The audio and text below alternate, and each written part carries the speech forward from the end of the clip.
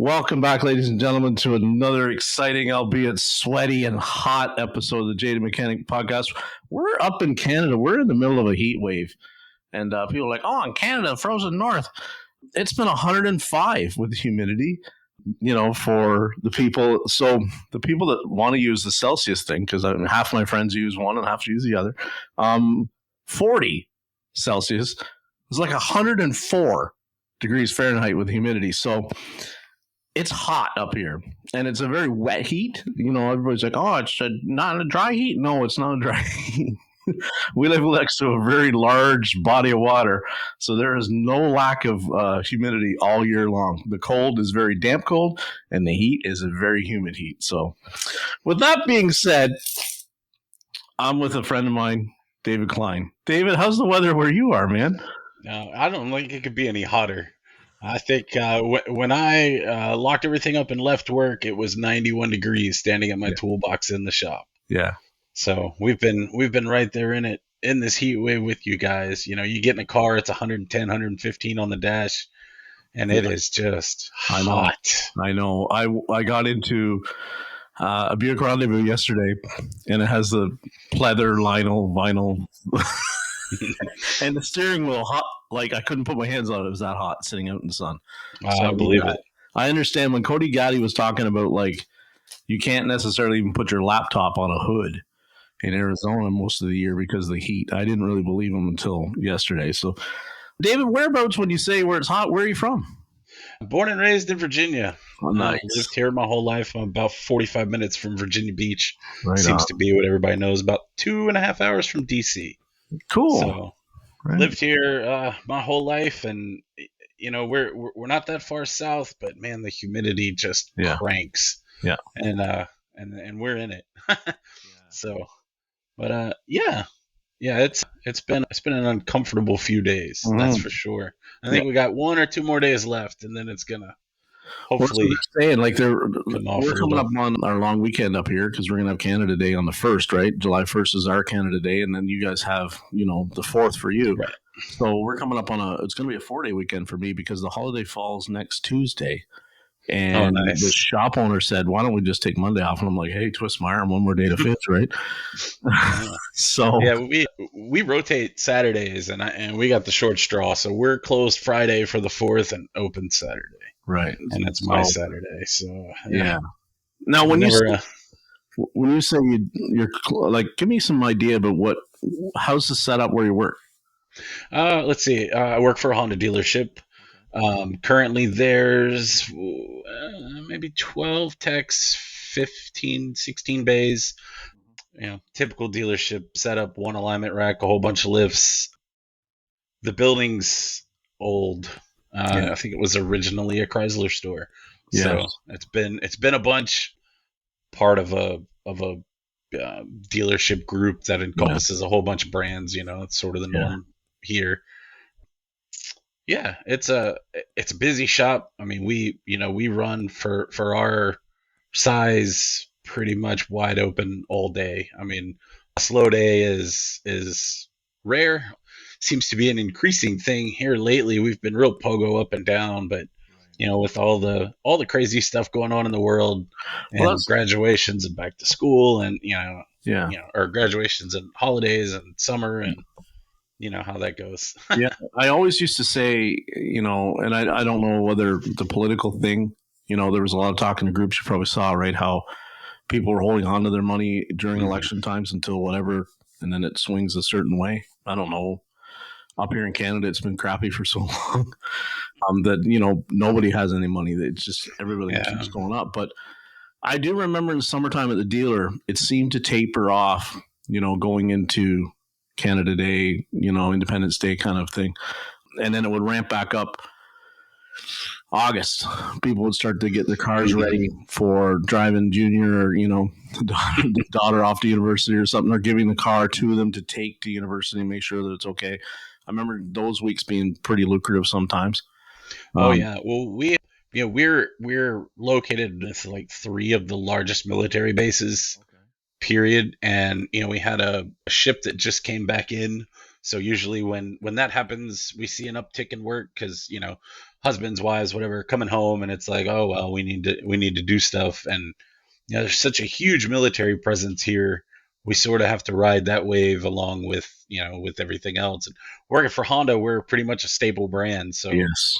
a lot of households are 2-car households, and both Mhm. of them are Hondas. So Yeah. the husband's been gone, the wife's ignored it for 4 months, and now they're Yeah. back, and we Yeah. have to do annual safety inspections here. So those are expired or coming due, and Right. Now, we just kind of chase it. what's that encompass in Virginia, like Maryland, Virginia, kind of, because I can tell you what ours is very thorough when we have to do. We don't have to do like an annual inspection, but we have to do an inspection when we prep one for sale, right? So if a customer wants to purchase a vehicle, there's quite an in-depth inspection that has to be done. What's it like for you guys? Like, is it a big Well, thing to keep the cars safe, or is it just kind of a yeah, I mean at the core of it, they fought to do away with it, to change it. Some people argue it's a cash grab for the dealers and it's unfair, and you know man, you see some horrible things. I mean, it's nothing. You get a car in with belts hanging out, the brakes are gone, the lights don't work, and sometimes the people are surprised and take care of it. Sometimes they get their rejection sticker and go on about their way. We're far enough away from DC, Maryland. We don't do emissions testing.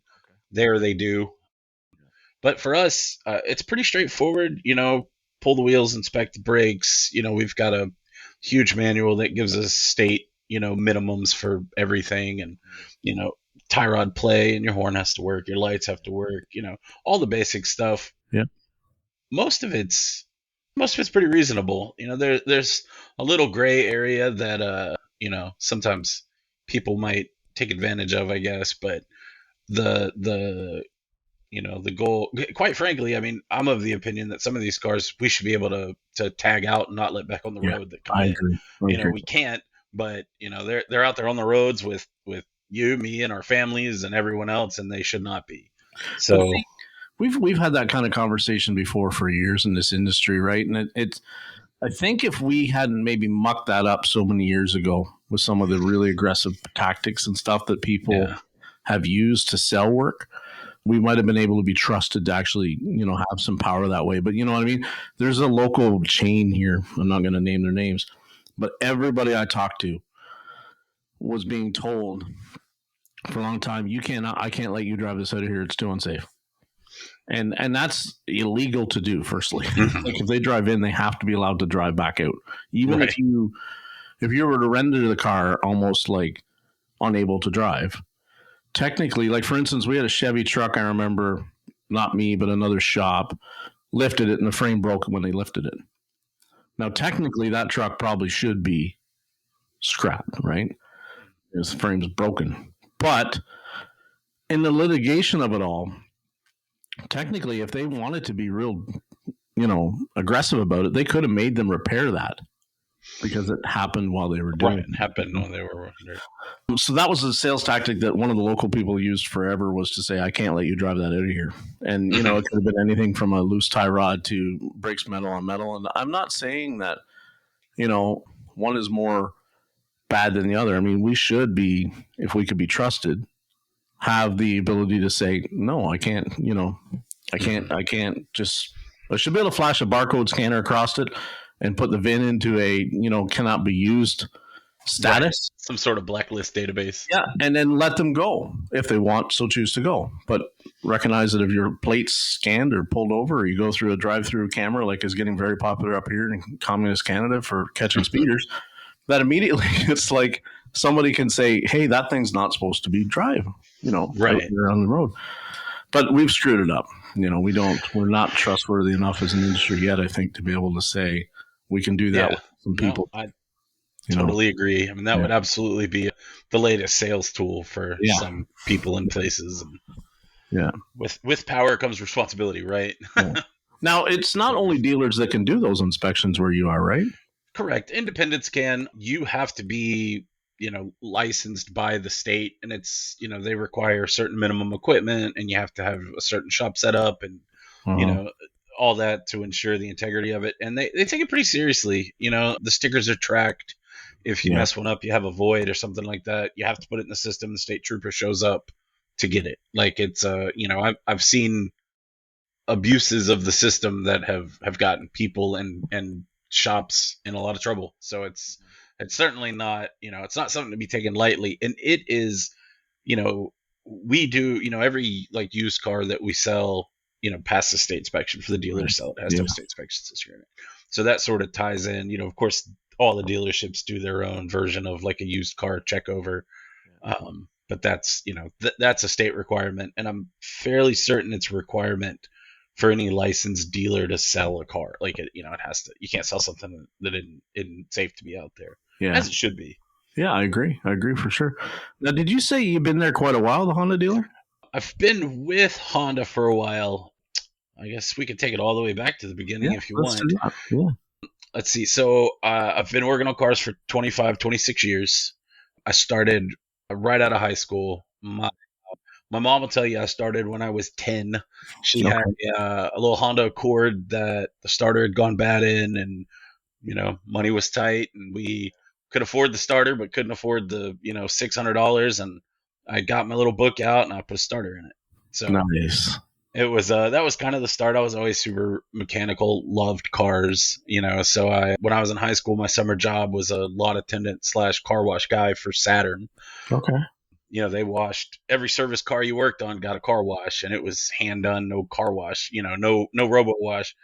So that was my entrance into the car business, so to speak. And let's see, I did that for summer, graduated high school, did well in school. College wasn't in the cards. Financially it didn't work, and I was done. I was ready to get out there and do something. Went back to Saturn, said, I want to work on cars. They said, well, you don't know how to work on cars, but you know how to wash them. So here's a bucket and hose. So I did that for probably 6 months, 7 months, maybe a little longer. And the opportunity presented itself, and they moved me into the shop as an apprentice. And, I've followed a path there that doesn't really exist for guys much anymore. One of my biggest gripes about the industry, I came in as an apprentice. It was a young company. It was a young group of guys. They had a program in place that would compensate my mentor and the dealership and incentivize him to put me to work. And boy, I wanted to work. I before I ever started, my dad took me to Home Depot. We bought me a little toolbox and some little tools, some of which I still have in my toolbox today. And we went. My mentor was, he was young and he was hungry, and we didn't always get along. There were some moments there. He had to pay my hourly paycheck or part of my hourly paycheck, but he got paid my hours. Right. So, he didn't want me there making overtime if I wasn't making him money. And that was a rub here and there. But, Saturn, as corny as it sounds, they did things different. I was an apprentice for a year. We had school and online training and all of that stuff. And I did everything I could get my hands on. You always hear like the over eager. I mean, I was over eager. I wanted it, and my mentor was hard on me in a way that I probably needed, but was probably sadistic on his part too. But he was young. My service manager was young. My general manager was young. I mean, hell, the industry, with regards to Saturn, was young. I mean, our training was at Spring Hill at the Saturn factory in Tennessee. Yeah, it's not like when that brand hit that all of a sudden there was a whole bunch of guys that had been working for Chrysler since the 70s, is my example, right? So, when I walked into a dealer in 2000, there was still a couple guys that had been there since the early 80s. Mm-hmm. You know what I mean? Like they'd seen the first K car. So Saturn, when it came along, there wasn't anything like that. It was like, what's your background? Right. Well, I've been a mechanic. Well, try this new brand out, right? See what you learn. Yeah, and that's most of the guys there. We had one master tech, as I call him, who was probably one of the best mechanics I've ever had the privilege of working with. He was the guy. He was older than us. He just was very level-headed, was very competent. He trained the guy that trained me. Yeah. And as time went on, and my mentor realized that there was value in bringing me along with him, we did it. And I was an apprentice for a year, came into the shop making, I think, like $13 an hour, as a flat rate. There's that horrible word, tech. And my name is Alvin. I'm a mechanic here at FS Automotive. With TechMetric, I can do a complete DVI, which is the visual inspection, take a picture, send it to Miss Wendy, the service writer, and then she can inform the customer and she can send over the pictures I saw. So basically 3 sets of eyes on everything. So it kind of makes it easier on both sides for the customer and for the mechanic as well. So it kind of really bridges the gap. And like I said, customers feel better with it. A lot of people are honest, but there's a lot of dishonest people out there. I'm just going to go ahead and tell the truth, shame the devil. Anyway, but with TechMetric, you kind of eliminate that questionable area, that gray area, I guess you could say, because they can see what you're seeing and then they feel more comfortable with it. Overall, the system is jam up. I love it. I was there 11 years and I left as the foreman. Okay. And it was, didn't realize it when we were in it, but it was, the best of times. The customers loved the cars. The manufacturer stood behind the product. Our warranty times were fair. Our labor policies were fair. And, you could come in there and do an honest day's work and make really good money doing it. And there was opportunity to learn as you went. GM got involved at the end and kind of screwed that all up. But when GM came in, they opened us up to all of their training catalog. So you're going to give it to me. I want to know it.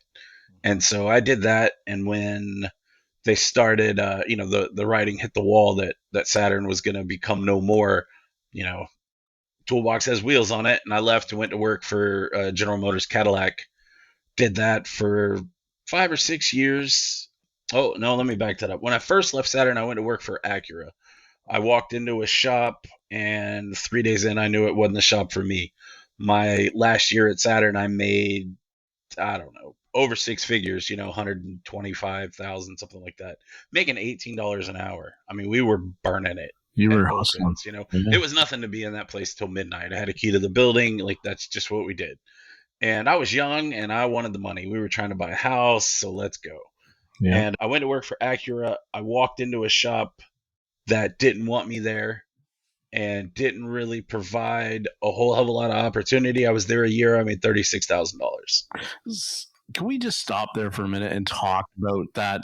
How it was so poignant what you said, because obviously you answered an ad and yet you say the dealership didn't want you there. And I think that's so telling, because so many times we see that story repeated where, I've alluded it to, it's like the new gunfighter walking into town, right? You see the guy walk through the shop and he's got maybe somebody else's uniform on, or he's got a Snap-on shirt or coat on, but he don't work there. You know what he's there for, or she. They're there applying for the job that's been posted forever, right? But yet everybody in the shop is looking at it going, there ain't enough fucking work, right? Like, what are we bringing somebody else for? Or whose head's going, right? And then we all I hope it's that fucking guy over there. Every time. Tired of fixing his shit. Is that what you mean when you said? Sort of. So, I walked into a shop and there were some good guys in there. I don't want to paint them in a bad light, but I walked into a shop that had a dispatcher that dispatched work to an established bunch of guys. Sure. Yeah. That dispatcher, around the time I was hired, they decided we can't afford to pay this position. So they left the guy in charge of dispatching the work and they let him go back in the shop and turn wrenches. So you can imagine how that went. First of all, I wasn't in the club. Yeah. And second of all, the guy that ran the club was giving all the work to his buddies. And, I want to know how to do everything. That's just who I am. That's my nature. That's why I do what I do for a living. And these guys, they wanted to gatekeep. I had a ton of experience. I had a ton of Honda experience. I drag race Hondas. I build them in my garage. But when you get into the dealership, you get into a lot of pattern failures. I like to call it muscle memory. And, there's some quid pro quo there to share, and they didn't want to share. And I had a MDX that had come in that had a VTM4 all-wheel drive system problem. I'll never forget it. And the foreman guy, he comes over and it was an older one, so the service history or the service guides weren't really that great. Nobody ever keeps up with the stuff once the cars age. And so he walks me through this whole diagnostic process, and he says, well, it needs a VTM4 module. I said, all right. So he orders the module. The car comes back a couple days later, gives it to me. I put the module in. The module doesn't fix it. Yeah. I said, okay, well, what do we do now? He's in the service manager's office, and they're calling me and telling me, well, we're taking this $600 module out of your check. And I said, well, we're not gonna do that. So the week before that, I had been was out to lunch with somebody, and I had a Saturn hat on. And this guy's in line behind me. We were at Arby's, and he goes, hey, I see your Saturn hat, Joe, and a Saturn. And I said, yeah, something like that. And he said, well, I'm the service manager of the local Chevy dealer. We took over servicing all the Saturns. If you ever need any work done, come by. And I said, well, to be fair, I'm worked on Saturns my whole life. Like, I don't need that. I'm good. Yeah. And he was like, is your name David? And I said, yeah. And he said, come see me when you get off work. And I said, okay, let's go. So I get off work and go over there, and they've got a backlot full of broken Saturns. Right. And, they invited me in. GM was a whole lot different than Saturn, but I wasn't having a very good time at the Acura dealership. I wasn't making the money I wanted. I had stuck it out long enough to feel like I had given it my shot. Yeah. So, yep. So I sat down with my service manager. I said, this isn't working. It's not you, it's me, whatever. I'm out. And I went to work for Chevy, and it was a big transition. It was kind of like all the bad parts of Saturn there at the end. The work was hard. I didn't have a whole lot of experience with big trucks, and I'm a big guy. So, the big tires and rotates and all that. But I figured it out, and was there a couple of years. My service manager left. I followed him to the other Chevrolet store and worked there for 3 or 4 years, I guess, and was kind of going through some personal stuff. And this just isn't a great job to do when your head's not where it needs to be. Amen. Yeah. It's really hard to, like, everybody talks about, don't bring your work home. And I get that. But I find bringing your home to work it's right so there with it to concentrate, right? Like listen, of all the mechanics I've talked to, and there's been a lot now, they struggle with that, right? Because it's like you have to seem to be able to, like you talked earlier about muscle memory. But man, if my head's not in it, there's so many days I just go home because there's something, because somebody could die, somebody could die, or you're going to do something absolutely stupid. Well, and the car's back, and you're going to be like, what was I thinking? You weren't thinking, Jeff. Yeah, those are always the mistakes that get you. I can't tell you how many days I've come into work and been, not sick, but not great. And you're just trudging through the day. And, a week later, you're back on your feet and everything's good. And it's like, oh my God, this comes back or that comes back. And it's like, yeah, I don't know what the hell I was doing. I just, you're in your head, or you're sick, your stamina's down, and that kind of autopilot takes over. But it's it's not always the way. Yeah, for sure. I can assume that you didn't pay them the $600 for the misdiagnosed module. I did not. Yeah. I said, if this is it, I had your foreman helping me on this, and he led me down this path.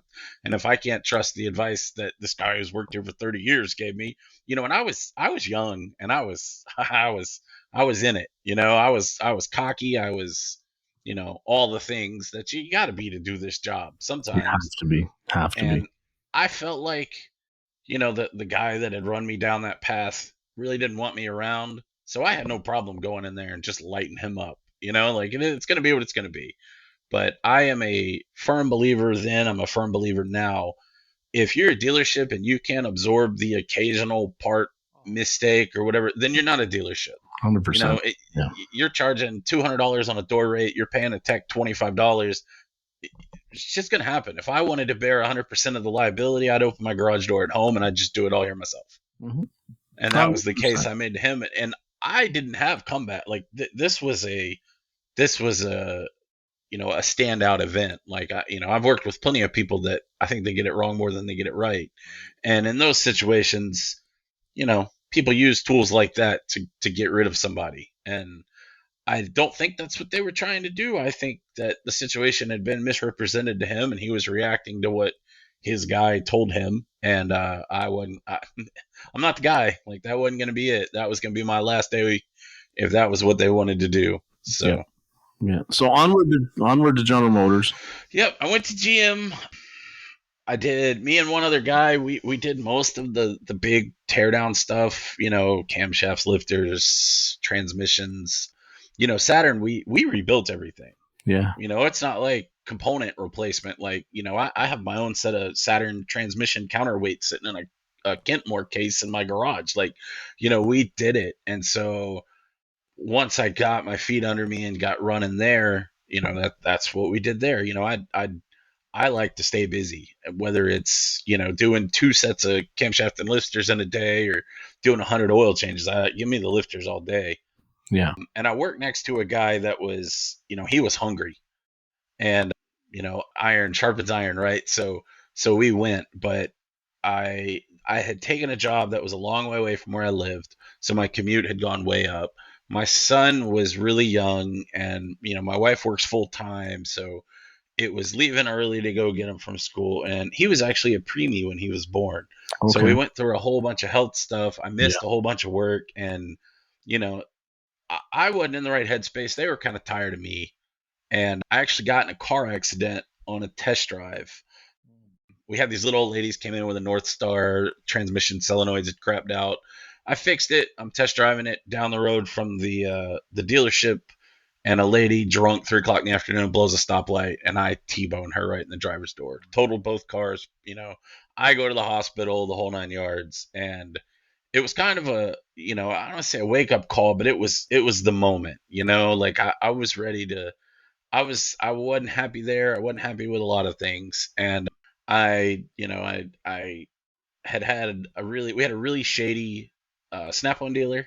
And so he had oversold a bunch of stuff and hadn't, wasn't putting people's payments where they were supposed to go. So about 2 months before the car accident, I come into work one day and my toolbox is gone. And so that was a nightmare, and the car wreck was a nightmare, and the dealership wasn't the service manager that I like. He was leaving. And I was just ready to go. I was done. I had, 15 years in this business, and I thought, if there's ever been a sign from above, it's time to go. It's time to go. And so I put everything in storage. And I was out. And I stayed out for 6 months. I worked out of my house. I did this or that, lived out of savings, tried to get my, my life back to where I wanted it to be. And a buddy calls me and goes, "Hey, man, you want to come work for Honda?" And I said, "Well, no, not really." And he said, "Well, I'm at this dealership." He was an advisor. He said, "And you could do real well here. We need some guys." He's new. He wants to bring in somebody that he knows. And I worked on this guy's car in my private time. Like, he knew that I could be trusted, and he wanted someone he could trust. So I talked it over with the wife. The dealership is not the one I'm at now. It's a different dealer. And so we decided, let's do it. So I went back there, and I was there 6.5, almost 7 years. And it was the quintessential dealership.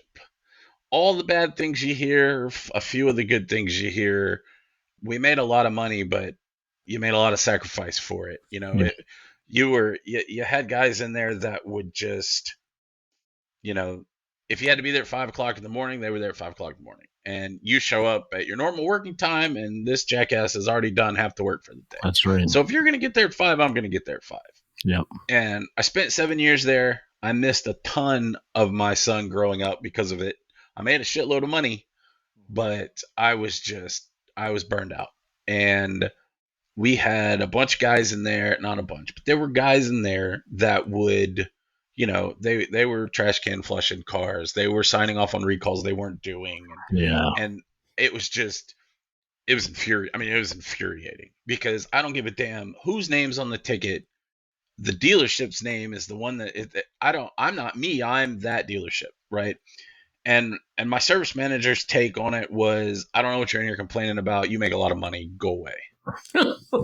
And we had a recall the Hondas did on the seats in the minivans to where the reclining mechanisms would fail. And so this van comes in, the guy beside me gets it, and he opens the door. It's got 2 car seats in it. He's like, hell with this. Throws the recall in the trash, parks the car, signs off on it that he did it. Now, I don't know about you, but if there's a van that needs the damn recall done on the seats, it's the seats that have car seats in them. Yeah, 100%. Yeah. I can remember Chrysler had a policy, and I don't know if it ever went to other brands or not. Somebody else probably can chime in at some point. But any seat belt anchor bolt that we had to put in a floor pan for a child seat, right, always was done for free. And they never charged the customer. And I saw some where they were done very questionable. How about now? Yeah, you're back. Okay, there we go. So I was talking about child seat anchor bolts, and I was talking about how at the Chrysler store they were always done for free. They never charged the customer because it was such a liability thing that if they just, and it was pretty good because if you went to the big chain store player up here is Canadian Tire. So if you went to Canadian Tire and said, we just had a baby, we just got a child seat, we need a seat anchor put in the floor, they would tell everybody, like if it was Chrysler, go over to the Chrysler dealer because they put them in for free. There was literally like a whole map that you lay out on the floor that shows exactly where the approved places were to, screw down through. So you're grabbing a structural member with it and, can't rip off because, imagine that, the child seat going, not staying in it's supposed to be. Well, you wouldn't believe the amount of people that would get frustrated with you when you tried to explain to them, I can only put it in certain places. And no, I can put 3, I can only put 2. Like it was a whole thing. Those were some of the, I remember they always seemed to come in on a Saturday. Oh, of course. It's always a very difficult conversation to have because it doesn't necessarily exactly go where they want it and why not. And you try to explain to them, it's like, I'm sure there's a whole bunch of seats that went in. People had, Uncle Bob put a seat anchor bolt in the floor pan, and probably nothing ever happened. But I mean, I did see some ones where I watched them where they ratcheted it down and it pulled the bolt right out of the floor pan. Oh yeah, I'm sure. That doesn't surprise me at all. The safety thing and the recall thing. I watched a guy. There was a recall on a cooling fan in a Grand Cherokee. It was a Saturday morning.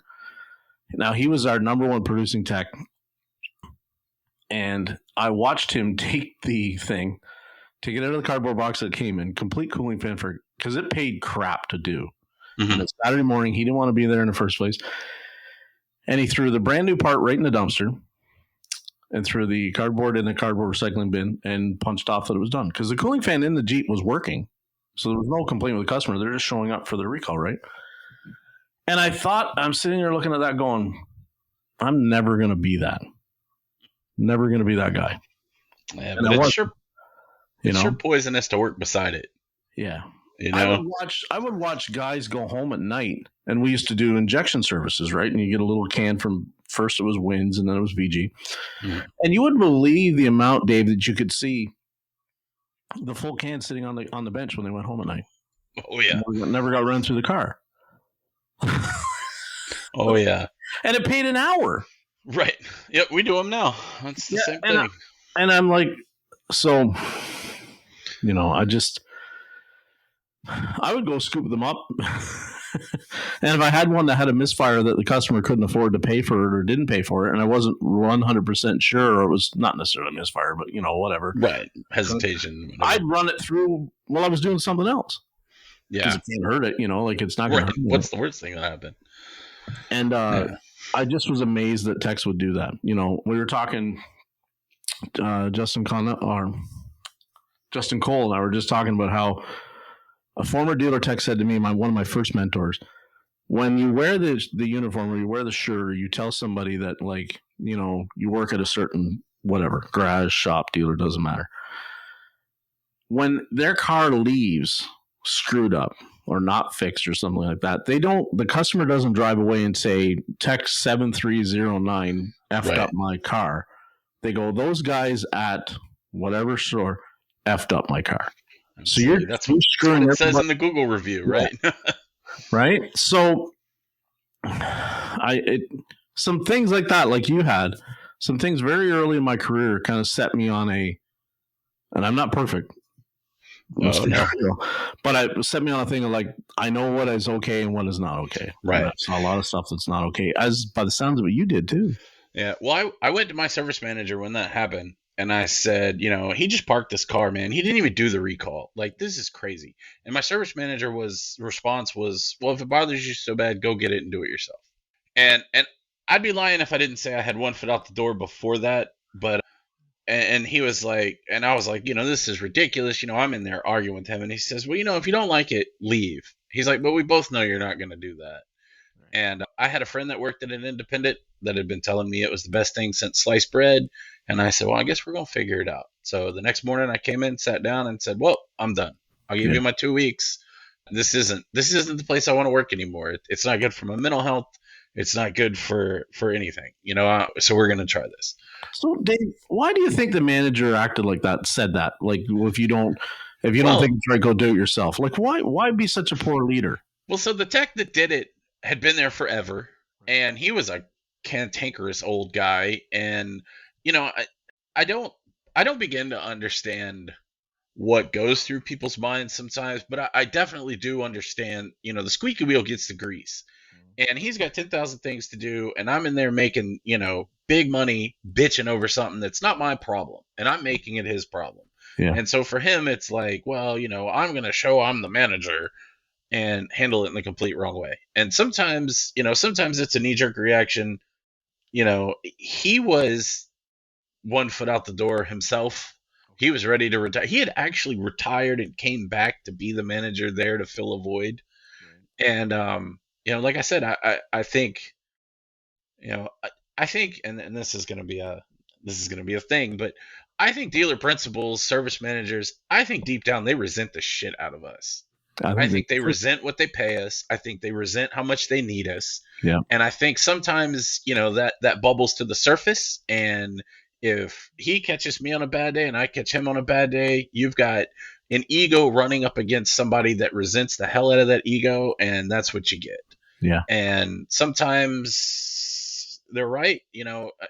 I bite my nose off to spite my face. That's just, that's how it goes. And that was it. I literally walked out of his office, was like, cool. Walked out in the parking lot, called this place and said, how about tonight? We get together and talk. Let's go. And I had no idea what to expect, but I knew at that moment that my vision didn't align with his. And he's the captain of the ship, and I wanted the hell off of it. Yeah. And I left friends. I left people that I really enjoyed working with. It was a great building. The shop was only 5 or 6 years old, and it certainly had its upside. And maybe that was an isolated incident. Maybe I was in my feelings and took it too far. But for me, that was my moment. And I'm pretty sure that guy's still there. So obviously, maybe he got straight, or maybe he's still doing what he does. I don't know. No, he's still doing what he does. Neither here nor there. But I went to work for an independent, and I did what I think every dealership tech that goes to work for an independent did. I felt like a fish out of water, man. I was doing 150 hours a week, 130 hours a week at the dealership. I go to the independent, it's more money, but Jesus Christ, it was just like, let's just sit around and work on 3 cars a day. And I'm pushing my service manager there to more. I want more. I want to do more. And I had a salary / guarantee, and the work was slow. So, he's telling me, well, I'm not going to give you the work. We need to give it to the guys that need to turn their hours. You're getting paid anyway. I'm going over his head to the owner. Like, I don't even feel like I'm worth a damn here. Like, I'm not doing anything I need to do. And it was just, I just felt like I was, I'm a bull tied to the fence, like I just want to go. And that shop had hired me to be a foreman, but they had a high producing tech that was young and was hot headed. He's a great dude. I'm friends with him today, but he didn't want me there.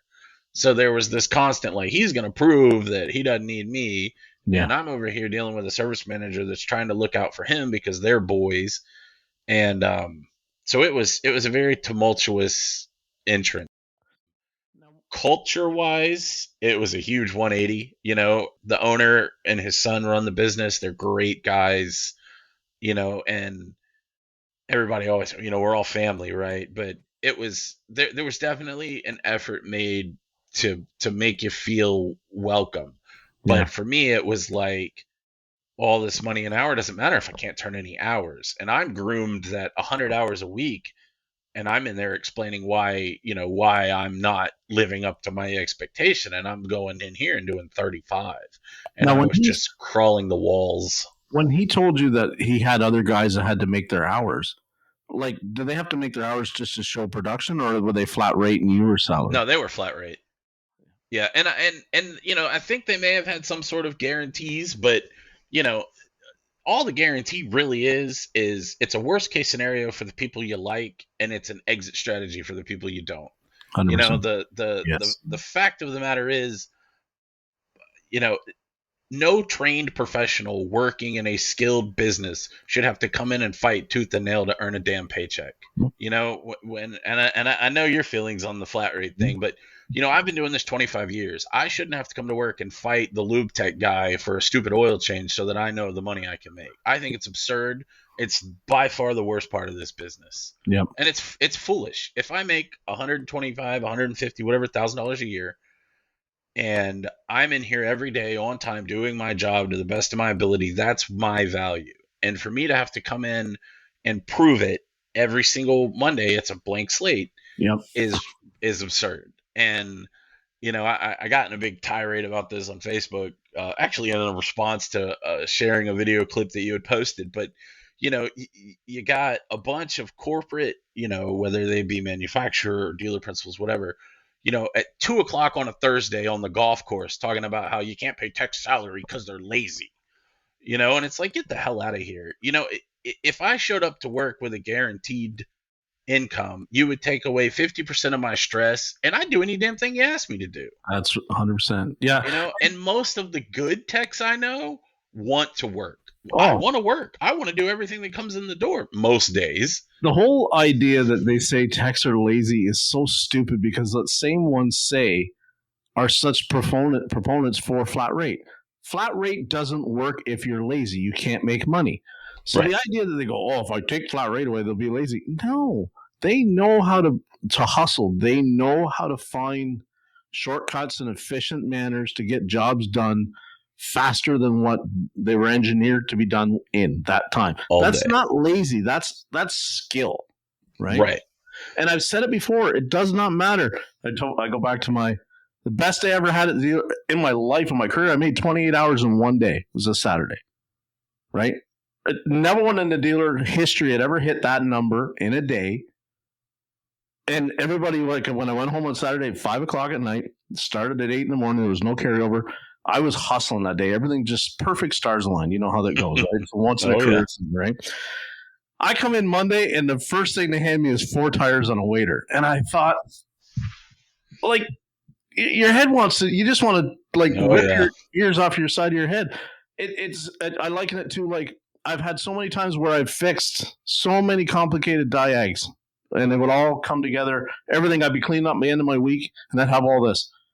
Monday morning, I'd walk in, they'd hand me tires. And I was just like, do you guys not get it? Like, I'm not, and see, they say, you think you're too good for that? I'm not saying I'm too good for it, but I'm better utilized. Right. Doing something else. It wasn't about the money. It was about, you're going to give me tires now. There's a waiter or a waiter check engine light. I know there is, because I saw the route sheet. Mm-hmm. The guy that's going to come in, because waiters went flagged ahead of everything. Didn't matter what your skill set was, you grabbed the waiter. It was what you had to do. That guy that shouldn't be doing a drivability problem, he's going to get that waiter drivability problem. I'll be over here doing tires. He's going to F it up. I'll fix it tomorrow, next week, end of day, whenever, when he can't get through it or it comes back. Just give it to me now. Mm-hmm. Well, if I gave you all of it, the drivability, some guys would have no work. Right, but then you're egotistical, and you're not a team player. That's right. You're not a team player. You're so my best, when I worked for Saturn, I think I was 21. I did 236 hours in 1 week, 6 days, and I did it because everything had fell together. And when my boss realized where we were going, he was just like, here's another one, here's another one, here's another one. Like, I'm either going to have a heart attack and die, or we're going to end this out. And it was so many hours that our corporate had to do like an audit because they were like, "What in the hell is this?" Yeah. And I've never done it since. I probably couldn't do it now if I had the perfect scenario. You know, those cars were easy, and I, you know, I mean, I was in there 20 hours. You know, it was stupid, but you know, you get feeling some kind of way, and you're gonna go for it. Yep. And that was just, you know, that's the way now. When it's 4:30 and it's hot and I'm ready to go home, and I'm like, oh, there's still keys up there. Let's keep going. And I would be that way if I had a guarantee. I would be that way if I was salary. Like, I want to work. And as far as I'm concerned, my responsibility is to show up and ring the bell. Everything after that's the dealer's responsibility. If I show up and ring the bell and you can't provide me with enough work to turn enough hours, that's your failure, not mine. Yeah. And in that case, why should I be penalized? Like, am I worth what I'm worth? Great. Does a CEO come in and they go, oh, well, hey, there's not a lot going on in the boardroom today. We're just not going to pay you. Like, no, it's stupid. Yeah. You know, and the level of training and knowledge and experience, and sometimes just unbridled stick-to-itiveness that this job takes. It's crazy that you have to come in every single Monday and go, Jesus Christ, am I going to make anything? And I've worked through it, man. I mean, I've had paychecks that were $2,000 different from one week to the next.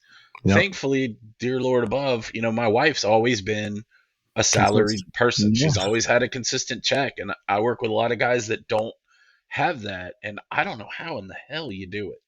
Yeah. And it's crazy. But anyway, all that to say, I did the independent thing. I love the culture. I had a really hard time adjusting to the workload. I didn't really like my service manager. He ended up getting out the door, and they gave me the opportunity to be the service manager. And I thought, this is it, right? I'm 40 years old or 30, whatever. Like, I'm gonna put my tools down and I'm gonna walk away. And man, did that suck. You know, I wasn't in a super great headspace there because I was pretty burned out with this outgoing service manager, and you know, they were doing a lot of, you know, they were kind of, the company was trying to find its way, you know, too. And I probably wasn't the best, you know, I wasn't in the best headspace to do it. I did it for a year. We had some really good months, but we really struggled to find a technician to replace me. The guy that had been the head guy before I got there, he left, went and opened his own shop. Okay. And we really struggled with, you know, a foreman, a shop leader position. And, you know, of course, I'm arrogant. I've been doing this a long time. I'm sitting behind a desk watching these guys come in and just fail. Yeah. And I'm like, God, you know, and it's so frustrating. I'm going home telling my wife, you know, I'm sitting at this desk watching these cars go out not fixed. I should be the one fixing them. And I'd stay late. I'd help them. I'd come in early, and I'd get in trouble for, you know, not doing my position and doing their position. Right. And was super close with my service advisor there. And I would send him a message and be like, hey, if so-and-so comes up here and tells you that there's anything wrong with this car other than this, tell him he's wrong and send it, because it's self-preservation. Right. And it was difficult, and I was frustrated, and I'm trying to focus on the skill problem, and they're trying to focus on whatever number we didn't hit that month. Yeah. And I was just like, nope. That's what's so stupid. I was talking earlier before we got on about how, you know, they were talking about the dealer level now, the aptitude at the dealer level is so low. And they said that, you know, there used to be some real craftsmen and artists at dealers 10 years ago, and now that's all gone. And they said it's because they've done three things with them. They've retired them. They've quit and left to go do something else somewhere else. Not normally means stepping out of the industry. Or they took them and they made it into a management position where all of a sudden now they're in a salary in an office, not being able to lead, not being able to be mentoring the younger people. Because in your situation, they lost their foreman and then they lost you. So they've lost two really strong techs in one swoop. For the shop owners that are listening, and I know there's a lot of yous, but some of yous don't listen, but you should. Don't ever do that because it's stupid. It's hard enough to replace one technician, let alone two, especially when they're both high performing. Now, and I mean high performing, like high skill and high performing production. You can't do that. You can't get rid of 2 and expect that next month, just because you hired somebody, that you're going to hit the number that you hit the month before. It's not going to happen, guys. It's impossible. I don't care where you go. It doesn't. They take longer than that to adapt, to get comfortable, to hit their stride, to hit their flow, whatever you want to call it. And let's be real. You take somebody like you that could turn those kind of hours and you put them in the thing, and you're that involved, and you know what the car, when it's there for, what it probably is going to need. You know, you're watching these cars leave not fixed, or watching somebody say, I think it needs a mass airflow. And you're like, no, it's got a vacuum leak because I fixed it 100 times. Or it needs a PCM because nothing ever needs a PCM. and you're sitting there watching this, and it's like, and the management is just sitting there staring at the numbers. People are listening. Stop staring at the numbers. And I know you're sick of hearing me say that, but like, look at it at a car at a time. Did the car get fixed properly? Yes. Mm-hmm. Okay, charge as much as you can for that, and then rinse, wash, repeat, and go on and go on and go on. And it will take care of a lot of your numbers problems. Right? Well, to their credit, when I went to work there, they had a tiered diagnostic. So you'd get like a level 1, level 2, level 3. Yeah. Dealerships never did that. You got an hour, and that was it. Pass or fail, good luck. Sometimes you don't even get that. Yeah, and so that was an awakening. And they had a huge focus on training. They opened me up to like the CarQuest Institute and a whole bunch of other stuff that in the dealership, you know, they only want you to be smart enough to do what they need you to do. That's right.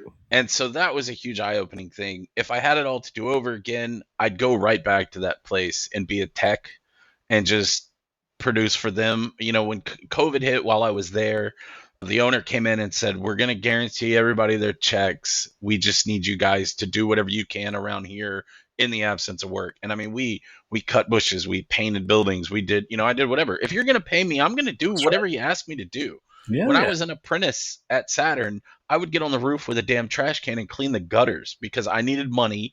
And I knew one day I would be the one sending the kid up there to clean the gutters. Right. And so we made it through COVID.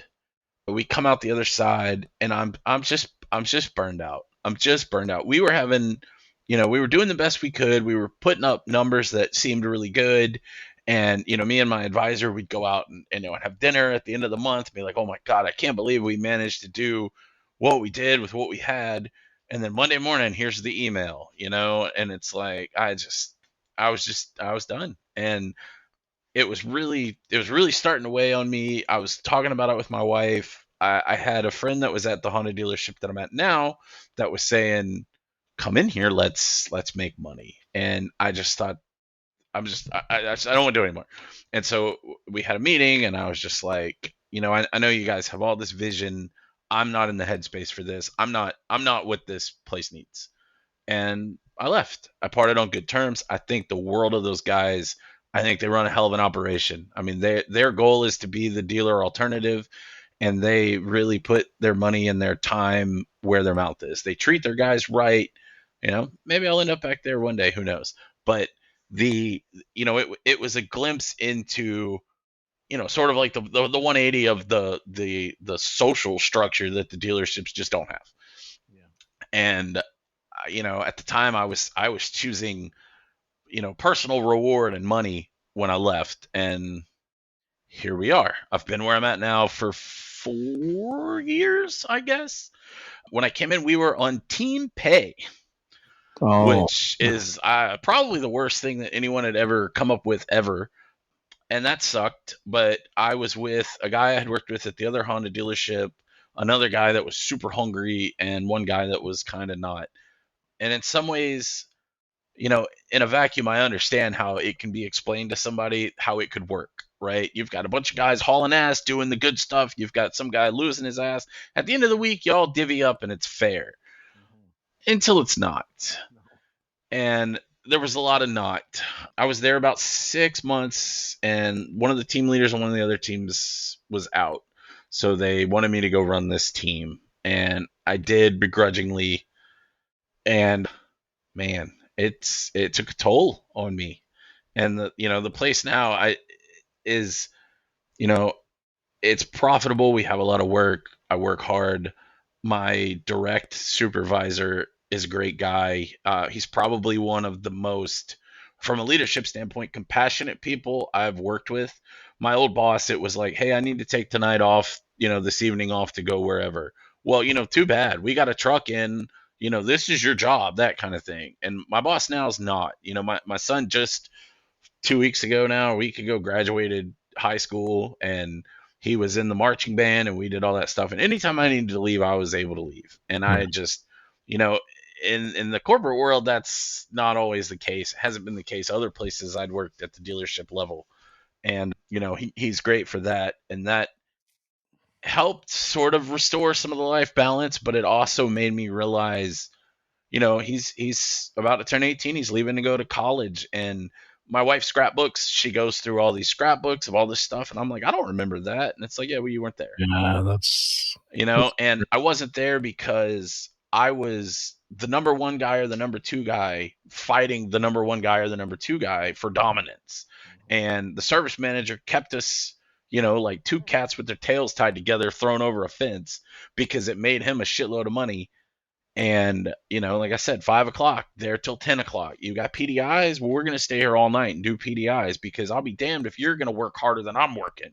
Yeah. And at the end of it, I bought a bunch of cool shit that I don't even have anymore, but I miss that. And, as a father looking back, man, that's some hard truth to swallow sometimes. And going to that thing you're talking about, how it's your job, and you're going to miss your son's band recital or something like that.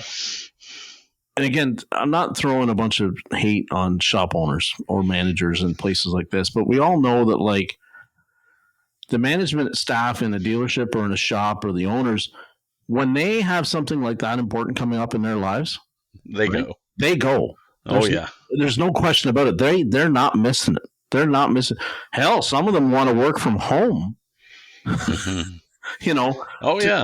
To homeschool, home raise, and draw a company paycheck. I'm not saying you can't. I'm not the person to ask about that. But let's realize that when somebody comes to you and say, and now I understand, not every place is the same.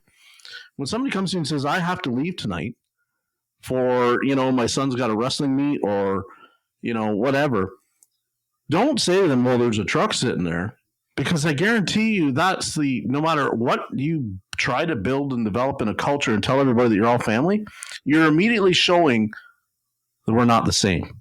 No, right. Everyone go as I want, and you can't.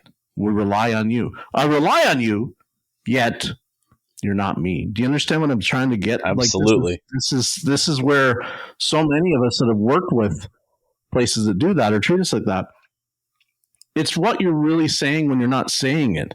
That's what we remember, right? It's okay for you to. You're not that important that you, the manager, or you, the owner, aren't going to be there, but I have to be there. Mm-hmm. Who's really the most important to the customer at that point? Right. Me. And, I have a misplaced sometimes, an innate sense of duty, right? It's like, yeah, I mean, I get it. I'd take a week off of vacation and I'd come back and be like, well, we're not going to hit our projection this month. And it's like, I get it, but I understand that you're missing my 100 hours. But the real question is why can't you wring a few extra hours out of these other guys? Like, what in the hell? Yeah. I deserve, I certainly earned my time off. And the flip side of that is the guys that don't produce anything, nobody gives a shit if they're there.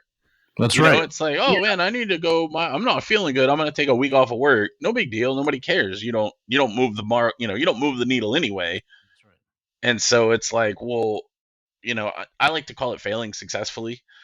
Sort of like when you get the guy that, every car he gets, you can't duplicate, or you can't whatever. And it's like, oh, so we're not going to give you that anymore because you suck at it. So you win. Right, you won. You can do the flushes or the timing belts or the service, but you have instilled this this sense of dread that something's going to go to you that you're not going to be able to do, when really you just don't want to put the time in that the next guy's going to put in, and you're rewarded for it. I have worked with people. You got guys that we're all equal until it's something that's on their list. I can't do this. I can't do that. And, there's lots of people do things they shouldn't do.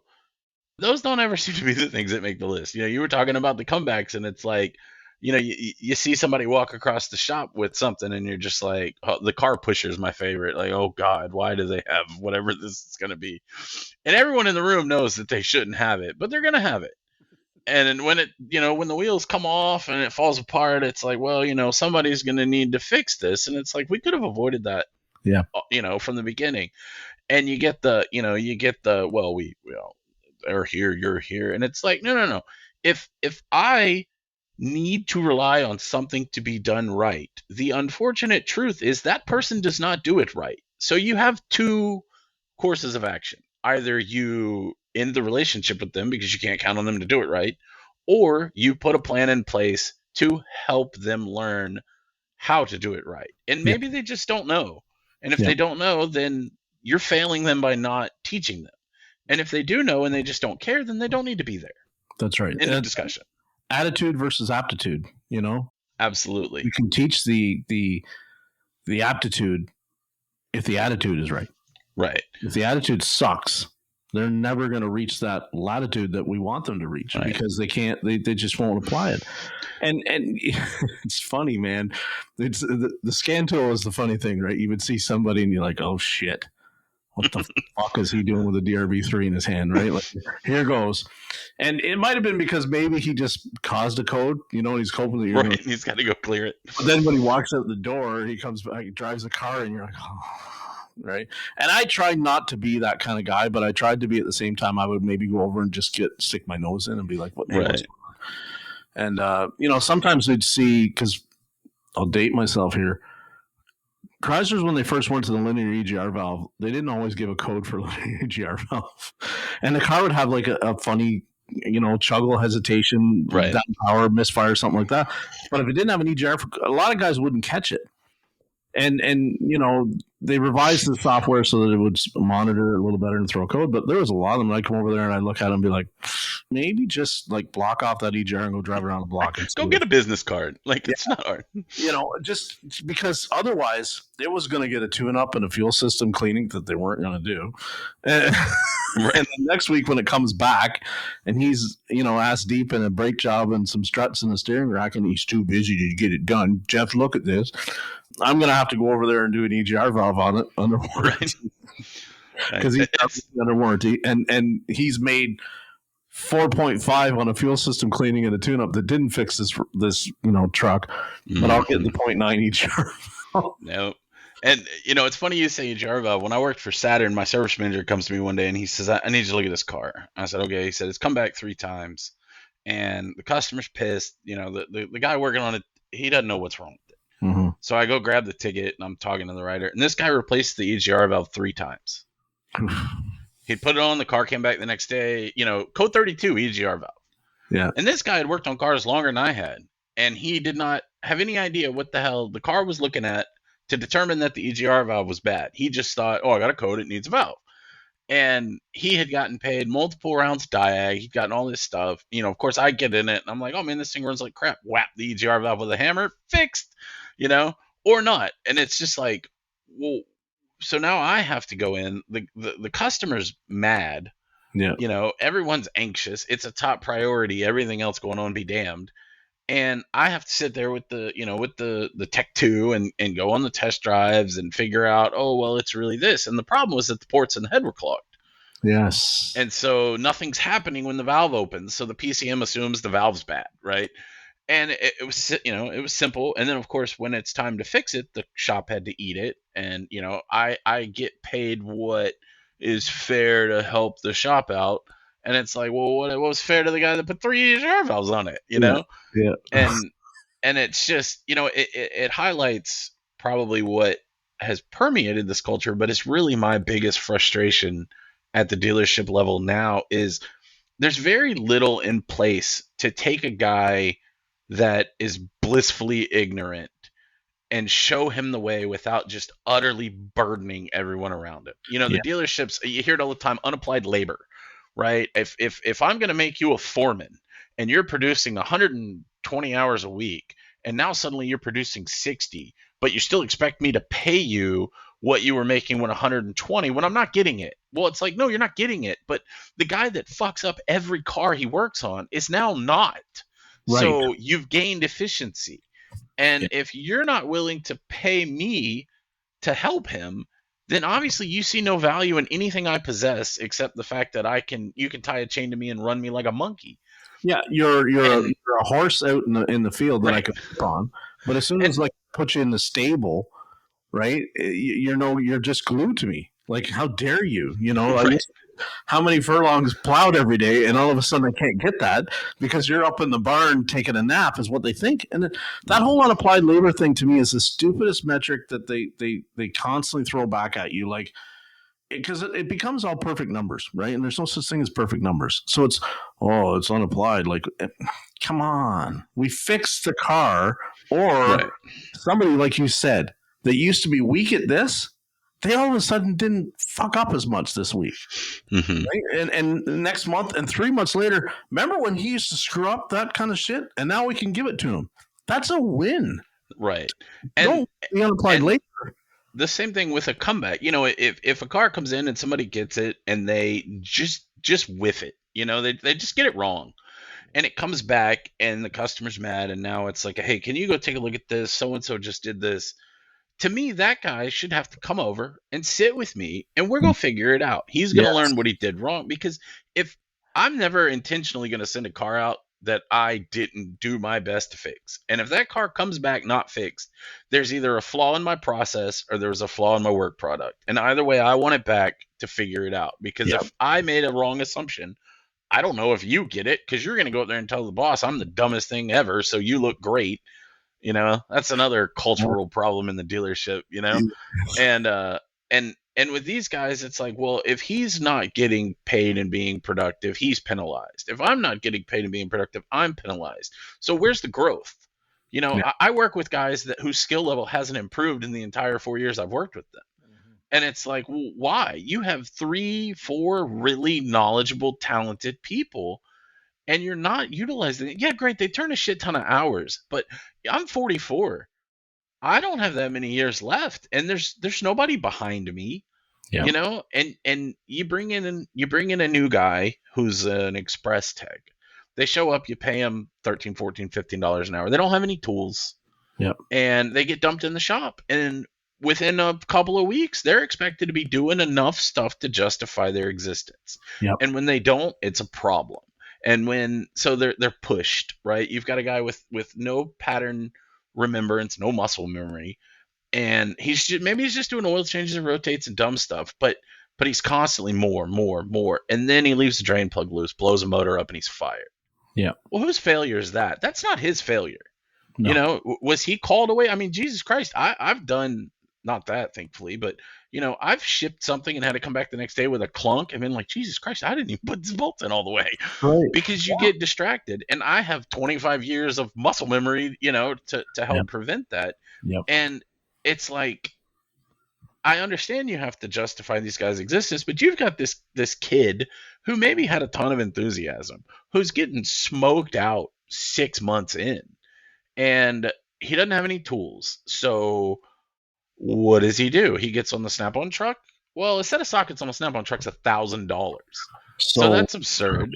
It's like, what do you do then? He sees my tool collection, the guy beside him's tool collection, the guy across, and he thinks, well, that's what it takes. That's not what it takes. Some of the best techs I know had a crappy Craftsman box and a crappy bunch of tools, and they were able to do anything you put in front of them because they were trained, they were taught. And if you're not taught from a fundamental level what the PCM looks for when the EGR valve goes bad, you're the idiot that puts 3 valves on it and looks like a moron. We were just having an interesting conversation kind of on the tool thing tonight. My good friend Tommy was talking about, and again, Snap-on dealers and his struggle with the one he's got in his area and whatnot. Because he has a young man that works with him that wants to buy a set of Snap-on wrenches, standard and metric. Now, of course, Tommy tried to talk him out of buying the standards because what the fuck? Yeah, what are you going to use those for? Whatever, Planes. What's the complete set? It's $2,800 to buy the 2 sets. Now, I said to Tommy, I said, you got to remember, I drive a 2015 Wrangler that I bought 3 years ago. Before that, I never spent $2,800 on a vehicle. Now, do I have Snap-on wrenches in my toolbox? Yes, I do. I have a set. I have a metric set. I didn't pay $1,400 for them. I paid like Right. $800 for them like 5 years ago because they were a repo set. I said, you need to take that young man down to Harbor Freight and buy the Icon tools. And this is not me pitching for Harbor Freight. Right. I would love to have them as a sponsor if you're listening. Hey, hit your boy up. But my point is that I think it's been proven enough by now that you don't have to spend $2,800 on wrenches to get what a wrench will do for you. It's been proven. Our friends at Sherwood at Royalty Auto Service have proven that wrench Right. does all the tests that it needs to do for $80. I love those guys. Are they not awesome or what? Yeah. They have been. If YouTube would give out an award for the top new performer of the year, right? Whatever you want to call it, those guys should get it like by a large margin. The way they have hit YouTube and hit the industry and hit that demographic, they hit the ground running and have just like. But anyway, going back to the tools thing. So you're exactly right, because you're a young person at the shop sees $2,800 to buy basic tools. Yeah, when they're making $500 a week. And then they go and do a simple mistake that we all could make, and they get fired. That's the kind of tools that we joke about, that like, hey, I bought them on a repo. At the pawn shop. At the pawn shop, right? And we all joke about all my tools. We have to remember, when we're buying tools like that have been repoed or we see them on the truck, that's somebody's dream maybe that got shooken from them. Yeah. Taken back. Just like your box got taken from you. Yep. It was a terrible. Oh my God. I will never. I mean, that was 20 years ago now, or 15 years. And I still remember the way I felt when I walked in and saw that empty spot. And I had no idea. Like, there was nothing. Yeah. It was just him trying to do some shady shit and thought, hey, I'm going to squeeze this guy because he thought I had money. And he figured he'd just be like, oh, well, there was a mistake. Ha ha, here's your money. And, we made it right and I got my stuff back. But yeah. And, you talk about royalty, you talk about YouTube, I'd be remiss if we didn't talk about tools, talk about Dustin over at Toolbox Tours. Yes. I was lucky enough to meet him, and he came out and shot an episode. I think it's got 300 some thousand views now. That's awesome. But I stumbled across him one day, and I was hooked, because I love the shiny stuff, man. I've got 4 scan tools. I've got 22 feet of toolbox. I've got there's probably $250,000 worth of stuff in that thing. It is full. There's not a drawer that doesn't have stuff in it. And it's 25 years of tool buying, and I sat down and watched one of his episodes, and the guy that was on the thing was a Honda tech, and I'm like, oh yeah, it's me. And I was like, what the hell does he use those for? Like, this dude does the same thing I do, and we use totally different stuff. And it was like, well, I think I need to buy that. Yeah. But he does a great job of taking, somebody like me that has invested more than anyone would ever need to invest in tools. Or, I know he's had some guys on that, just have, $500,000 epic setups and stuff like that. But he also has the guys on that are like, I've been doing this 3 years. Here's my Icon toolbox. Here's my whatever. And I think it's cool to fuel the passion, because it takes passion to do this. Yeah. But it's also cool to show the dichotomy of, like, this guy's a successful professional guy, and he's not broke to buy tools. And I tell my Snap-on guy, who the current guy we have now, I've known since middle school. I'm like, dude, I never would have bought this stuff if it cost what it costs now then. Like, pay just hasn't kept up. I just bought a Triton D10 the other day, and it took me, I actually bought it. It was a trade-in because I just couldn't stomach the price of a new one. Yeah. And I have one of those AutoFix D2 lights, the little $300 Amazon deal. And that's the best thing I've ever used. My whole life is $300. Isn't that amazing, eh? That's crazy. And I think, you got these guys that now with YouTube and stuff, it's like, hey, you've got companies like Astro, you've got companies like Vim, you've got Harbor Freight. The cost of admittance isn't what it used to be. Yeah. And it's not what it needs to be. Now, yeah. Somebody comes in, customers come back in the shop and see these huge toolboxes, and they think, that guy really knows what he's doing. But I've worked with a lot of people that had a lot of stuff that didn't know how to use a damn bit of it. So, when I was an apprentice, my guys were like, hey, if you borrow this tool 3 times, you need to go on the truck and buy it. Yep. And with the exception of torque wrenches and stuff like that, I'll pretty much let anybody use anything, because this kid that's making $15 an hour that wants to try to grow a little bit in what he can do, but needs a tool, like, I'm going to let him borrow it because I don't want him going on the tool truck, spending $1,000 on it to do it. Yeah. And it's, it's an important lesson that these guys, need to learn. I have a really good relationship with my Matco guy. If my $100,000 Matco toolbox didn't tell you that. And, we joke all the time. It's like, man, a new guy shows up, he goes on there, he gets a credit account, and he buys Oakley sunglasses and beef jerky. Yeah. And it's like, man, you're paying interest on beef jerky. And you try to take those guys, and it's like, hey, look, man, you can spend your money a little better. Check the used tool drawer out. Check this out. I used to hit the pawn shop on the corner up all the time on my lunch break because you can get some good deals. Yeah. But it's hard, and it's rough for me. I'm very OCD about my stuff, so it's like, man, I paid a lot of money for this. I'm just gonna hand it to you. You better damn well bring it back like you got it. And if you do, we're great. If you don't, well, you burned your bridge. Like, it's over. You'll find a way to do it with a claw hammer and a pair of vice grips, because that's all you have. I remember there was this would be one of my less flattering moments I can remember. I was working with a young apprentice a few years back, and we were taking a degas bottle off of a Power Stroke, and we were trying to move it to do, I think, get the fan shroud out. And he grabs this pair of pliers, and I'm not watching. And it was like this old pair of slip joint pliers, and he's trying to get the hose off the degas bottle to move the degas bottle, which he didn't. Again, I was busy doing something else, and I wasn't watching. He could have taken it off the radiator end much easier, but he thought, I would get the degas bottle off. Right. And he goes and grabs it with these pair of slip joint pliers, and he crunches it too hard, and he breaks the degas bottle, the little nipple off the side of it, right? I was already so frustrated with everything else he'd ever done that I took those pair of pliers and I chucked them through the shop out into the parking lot somewhere, right? And I said, if you ever effing bring those back near me again, I'm going to, not shove them in the parking lot, shove them somewhere else. They were a pair of pliers that his grandpa had given him. Oh, that's rough. Yeah. So not my best.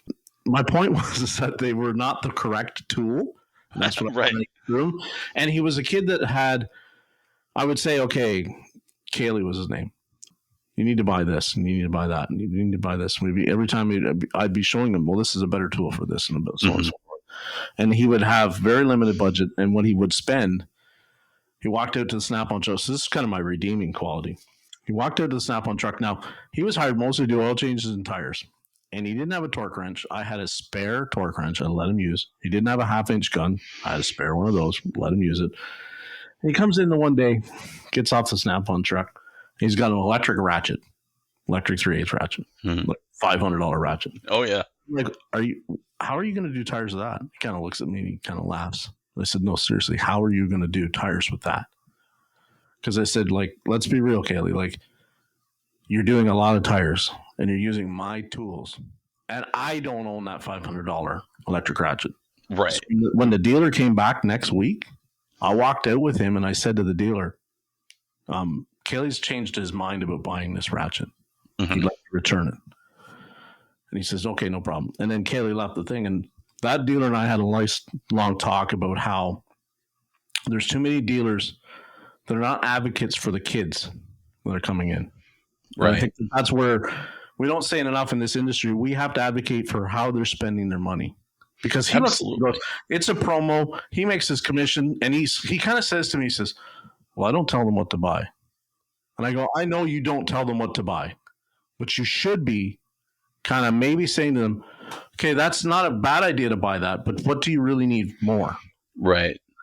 And this is where, like, so I've lost some of the love for the dealers, is because it's I've seen some shady, and you and I probably a similar age can remember the dealers weren't like that back then. Right. They would set you up and say, this is what you're going to need, and this is what you should be buying, and are you doing a lot of this? Hey, these guys now, they don't care. Yeah, well, and most of them don't know what the tools do. I mean, that's, a lot of, I mean, I had tool guys when I first started that were techs, and they sell tools now. Yes. But I think the dealers are struggling, especially these the new guys coming in. They don't want to invest. I made so many sacrifices, terrifyingly high tool bills and stuff, because I thought one day I'm gonna reach the end of this and I'll have my tools and I'll be a tech, right? And you see it now that it's like, well, we're gonna put this flyer out with all this really cool shiny stuff, and we're gonna lure these guys in because they're not interested in mainline tools. They're interested in electric impacts and stuff like that. Just had a conversation last week with my Matco guy. Matco makes a torque wrench for torquing tires. That's all it's for. It's got like 4 or 5 presets, click style torque wrench. And express guys will come on the truck and he'll be like, hey, you're doing tires, you want a torque wrench, this is the one you want. No, I want the digital one. No, you don't want the digital one. You don't want to use the digital one for tires. You want this one. Well, but the digital one's cooler. And it's like, well, yeah, I get that. And kudos to him for advocating for what they need, because that one's like $125. The digital one's like $6. But, they come over and open my toolbox and they see the 3-piece, $3,000 set of Snap-on torque wrenches, and they think, well, that's what I need. If you open the drawer a little further, you see the $150 one. Like, and it's, you get these guys, they dig this hole with the tool guy, and then they can't pay their bills, and then they skip out, they sell the tools, and it's like, now they've tainted the fun part of this. I mean, I have tons of tools for that one thing or that 2 things, and it's like, yeah, it's stupid. You look at it, this guy doesn't need all these tools. But when I've got that bolt that takes you 20 minutes to get out, and I can do it in 2 minutes because of some dumb YouTube video I saw where some dude did it with this, it's absolutely worth it to me because I have all the other stuff. But when you've got, especially express guys and some just full techs, are just using the jankiest crap, and they come get you and they're like, I can't get this bolt off. And it's like, well, you're done rounded the thing off. Let me see your socket. And it's like, dude, what did you it's like from Walmart. And it's like, I get you're not going to spend $1 million on a Snap-on truck, and you shouldn't, but you're hurting yourself. And it's like, I get that there's an investment here, but if you want to do this, there has to be some commitment on your part. You got money for vapes or weed or whatever else, and then you get into the whole, like, well, now I'm frustrated because now I've got to go help you, and I'm helping you take my money too, because that's something I could be doing. And so it's rough. My heart breaks for these express guys because when I came into this industry, dude, it was a dream. Like, I get to show up every day. I get to work on cars. I haven't felt that way in probably 10 years, 15, 25 years. But there was this just environment that kind of fostered that culture. There was training, there was mentors, there were guys that were like, I'm going to help you. I'm going to get looked out for while I do it, but we're going to go on this journey together. And now it's just like, they're just meat fed to the grinder, man. It's like, come in and be productive. You have to be productive. You don't know how to do anything. Be productive. When I can think of back to the days of the dealer, that for me, one of the high or the good points was that we would talk about the pattern failure and the muscle memory thing, right? As I can remember when the first rack and pinion took me like 5 hours to do, to where I could get them down to where I was doing them in 80 minutes. You know what I mean? Mm-hmm. Like, it was fast. And that was something that, like, was pretty cool, because as a team, you're all motivating. You're not necessarily like he's my teammate, right? Because I was the type of guy that, like, we were all trying to step on each other's neck. You know what I mean? Like, we were competitive. We didn't. Oh yeah. You knew who I didn't like, and I knew who didn't like me, and it was good. We were good that way. But it was always like it pushed us, and the dealer environment pushes you to become faster and better, or better, faster at least. I don't want to mix those two words always at the same time, but you know what I mean? More efficient, right? You still did the rack. The rack left. It didn't leak. It didn't fall out. You got to where you're doing them in 80 minutes. It used to take you 4 hours. That's progress. That's evolving as a technician. Mm-hmm. Sometimes when you get into the aftermarket side, where it could be a long time before you get that same repair again, if at all, mm-hmm. It's so asinine to me to think that, like, A, we should expect them to hit the number the first time, and B, that, like, the next time they do it, 6 months, a year, 18 months later, that they do it faster. Right. I can't remember 18 days ago what I did. Right. Anymore. Yeah, well, with Hondas, we have the piston ring deal on the yes. Odysseys and the Pilots. The first one I did took me a day and a half. At the high point, I was doing 2.5 a day. because I know what tools to grab. I know what to do. Everything's out, pull one out, pull another one in. Let's go. Yeah. And, I had an apprentice. You bring the apprentice over and you go, stand here and watch me. And then the next one you go, here, you take this off. I'll do this. You do this. And now my apprentice that I had there is a Honda Master Tech, still working at that dealership. And it gives you a feeling of accomplishment. I have 25 years in this industry. I'm reaching the end. I'm a big guy. I've been a big guy my whole life, but I'm wore out. It's hard on the body, and it's like, it is. What's next for me is that I throw my hands up and quit. I put $250,000 worth of tools in my garage at home, and I go do something with all of this experience and knowledge. It's just gone, and we've lost so much of that in this industry. Yeah. And popular opinion, unpopular opinion, dealer greed's to blame for it. Oh. If you've got guys that have knowledge and you see that knowledge is not being able to be conveyed, you're only getting half of your value out of this guy. And unfortunately, your only value as a technician is how many hours you turn today. Yep. Period. It does not matter what you can fix. It only matters what you did yesterday. And I actually listened to one of your shows earlier today, and you were talking to somebody about comebacks, which is a huge, Jesus Christ, thing with us. And it's like, if a car comes in with 8 things on it and it comes back for one of them, you had a failure. You didn't have 7 successes and 1 misstep. Yes. And we deal with that now. I had one this morning. A customer came in, had all these problems. We fixed the car. I come in this morning, the advisor's standing at my toolbox. The car's not fixed. I said, okay, well, what's wrong with it? Well, I don't know. They said it's not fixed. Yeah. And I said, well, what's not fixed? Like the body computer was bad. It was killing the battery. The windows didn't work. The locks didn't work. Let's walk out to the car. So we walk out to the car. The windows work. The lock worked. The car starts right up. Everything's good. What's not fixed? Well, why don't we know that? Like, what did we miss? And if we missed it, then at what point, where was the ball dropped? And let's evaluate that, because if you come to me and you go, you messed something up, I'll be damned. And it's some of that's on me, some of it's arrogance, some of it's just frustration. But it's like, I had a car the other day that the customer said, ever since I did this repair to it, their check engine light's been on. I'm like, okay, well, let's see. I pulled the ticket. I did that repair 14,000 miles ago. Now, how many levels of vetting did that ticket have to go through before somebody handed it to me and said, you screwed this up? Yeah.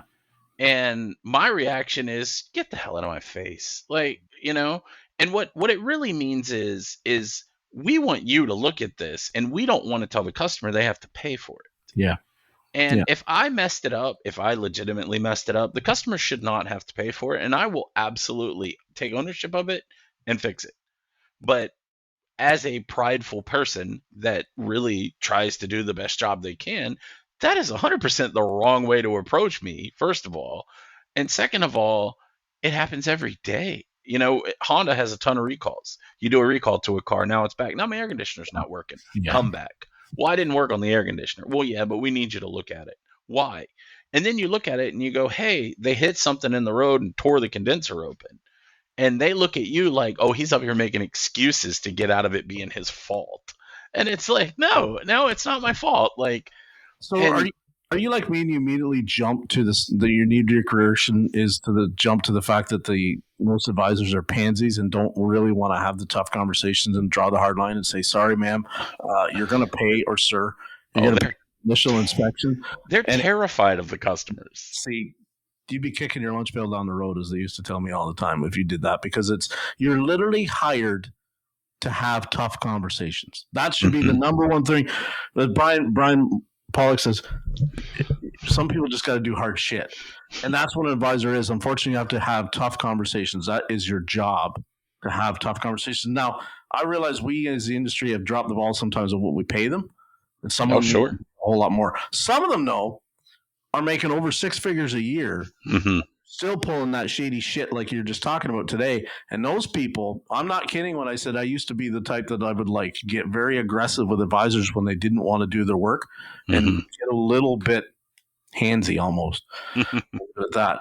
Because it's like, I'm a bigger guy too. And it's like, if I want to grab you and shake you to try to get you to understand what I'm trying to say here is like, and I'm the same. If I screwed up, yeah, I'm not expecting to get paid.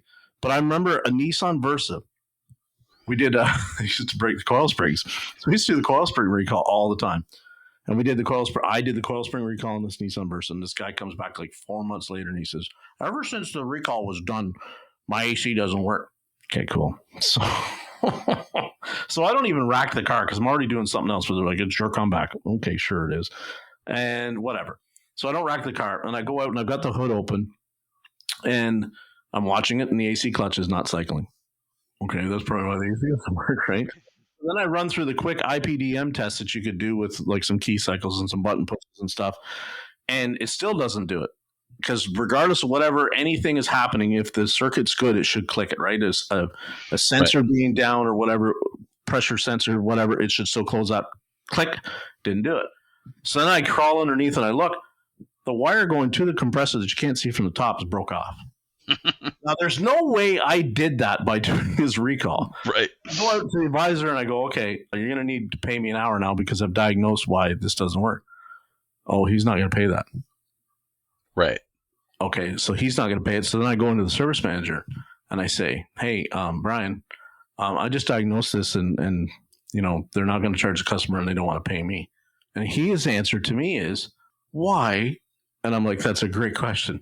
He's like, and then he goes, well, why don't they want to charge the customer? Brian, you're in your office. They're at their Right. counter. I don't know the answer to either. Here's the what just happened. Go fucking fix this. And that's how I would be, right? Yeah, because obviously there's not a process there. There should be. Right. Obviously, it's like somebody's going to pay me my hour. Somebody's going to pay me $28. She can or you can, but I'm getting $28. Right. Yep. Well, and you know, my thing is I like to go up front and ask them why they don't just go work for a fucking charity because they want to give everything away. And look, I get it. Sometimes I'm sure these customers, they've got the saddest story and they're crippled with CSI and Google reviews and all that. And I understand that, but see, this all goes back to the flat rate thing. The only value I have is in what you pay me in that moment. You don't pay me unless I don't earn anything unless I am getting paid for my time. Yeah. And when you're in a situation where you've got that going on, you've got, you know, parts ordered the wrong parts or this, that, and the other, and it's like all of this shit that is just a bottleneck to productivity only penalizes me. And it happens day after day. And you just get so mad. And it's like, God, this is so easy to fix. But we don't want to fix it. And, you know, 25 years in, man, it's been a lot. It's been a long time. And there's days, I mean, I've flown off the handle and gone back up front to one of my advisors and been like, look, I was out of line. I'm sorry. Yeah. But sometimes it's just, you know, it's like, I'm my only advocate, and that's what I'm doing. I'm advocating, and you have fucked me twice. You've not paid me for my time for this, and you've impugned my ability by telling me that I messed this car up. And I'll tell you, if I mess something up, if I break something, if I do something wrong, I am the first person to walk in my boss's office and go, hey man, I messed this up. I'm sorry. Let's fix it. If I have a car that comes back because I did something wrong or I got called away or something like that and something missed, let's go. Like, I don't expect to be paid for it. I don't expect to be made whole from it. You know, it's taught me a lesson that apparently I needed to learn. But the presumption that everything that comes in that the customer says is obviously my fault and under no circumstances at all should I need to be paid for that is asinine. And it wouldn't be an issue if the flat rate thing wasn't an issue because sure, whatever, I'll spend all day looking at so-and-so's squeak noise from her left tail light. As a matter of fact, I had a car the other day. That's a perfect example. I did a valve adjustment on this car. Car came in, maintenance, little Honda CR-V. Yeah. The lady picks the car up, leaves, whatever. She comes back and she says, my car's messed up. It when I accelerate and I turn my headlights on, the car won't go over 40 ever since. Wow. So the advisor comes and tells me, and I'm like, you know, valve adjustment on these things, I've done them 1,000 times. I can't fathom anything that would make this happen. Maybe she's just crazy. So the car comes in, I hop in it, I go drive it, I'm cruising down the road 60 miles an hour, I click the headlights on, car falls right on its face, won't accelerate, won't do anything. And I'm like, this is interesting. So I pull it back in, I spend 15, 20 minutes driving it around, and I observe that when you turn the headlights on, the data list for the ABS says that the brake switch is on. Okay. And so I start looking at it, and what had happened is the parking light filament in the dual element bulb had failed and had contacted the brake light filament. Yes. So when you turned the headlights on, it backfed the taillight circuit, which made the car think your foot was on the brake, and because it's drive-by-wire, it was lifting the throttle, and the car was slowing down. So I go out there, and I'm like, yep, definitely not me. It needs a bulb, and that's it. And the customer left mad. She was pissed off that we didn't figure this out before it happened, I guess. The advisor didn't charge the customer.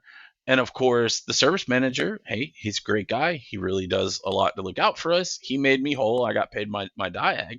But like, I'm excited. Like, this is one of those things that you read in a textbook, right? The bulb failed and shorted, like, holy shit. That's a fantastic diag, Dave. And I figured it out in 15 minutes. Right, we're on down the road, and all I got was grief that the customer had to come back, and I felt like shit because my service manager had to pay me for time that somebody, maybe not him, but definitely the advisor, didn't think I deserved. Yeah. And that same day, as funny as this is, I was listening to Joshua Taylor. I had listened to him on your podcast, and then I was listening to him on that other one he did, Wrench Turners. Yeah. And he's talking about mental health. And honestly, I think that was the day I sent you that message. And I said, listening to your podcast, I've never felt more heard. And, it's a thing. I know we've been at this for a while, but it's a thing that never gets talked about. It's like taboo in this industry. But this is an incredibly difficult profession to do. And you hear about mental health in every overused context in today's world where people get PTSD from somebody saying something mean to them. Yes. But, it's something that guys like yourself and Joshua are bringing to light that needs to be brought to light, because this is a damn hard job to do.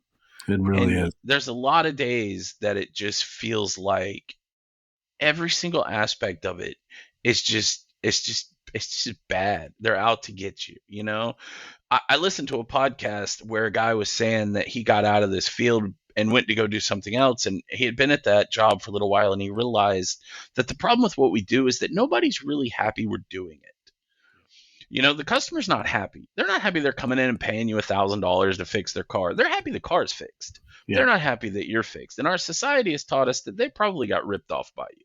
So even though you did everything you could have possibly done, and you did a hell of a job at it, and you beat the published time, and the car is fixed, and the quality of work is such that you open the hood and you'd never even know it was done. But they're not happy. The service manager is happy the customer's gone.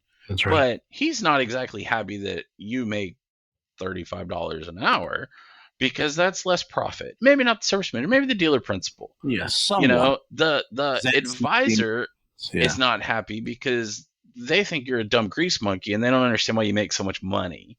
That's Your right. coworker's not happy because you did that job in half the time they could. So now, and you go home and you think, what the hell am I even doing this for?